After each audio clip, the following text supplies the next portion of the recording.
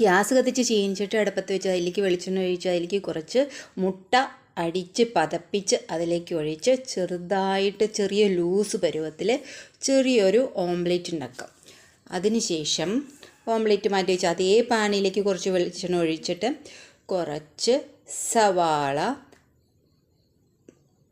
പച്ചമുളക്, ഇഞ്ചി പേസ്റ്റ്, വെളുത്തുള്ളി ഇതെല്ലാം ചേർത്ത് അതിന് ശേഷം പച്ചമണം മാറുമ്പോൾ കുറച്ച് മുളക് പൊടി, മഞ്ഞൾപ്പൊടി, മല്ലിപ്പൊടി ചേർത്ത് അതിലേക്ക് തക്കാളി, പച്ചമുളക് എല്ലാം ഇട്ട് കുറച്ച് വെള്ളവും ഒഴിച്ച് നന്നായിട്ട് വഴറ്റി അടച്ച് വെച്ച് വേവിക്കാം.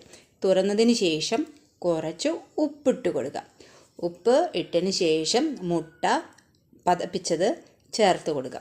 അതിന് ശേഷം കുറച്ച് കസ്തൂരി മേത്തി അങ്ങ് ഇട്ട് സൂപ്പറാണ് മക്കളെ, സൂപ്പർ.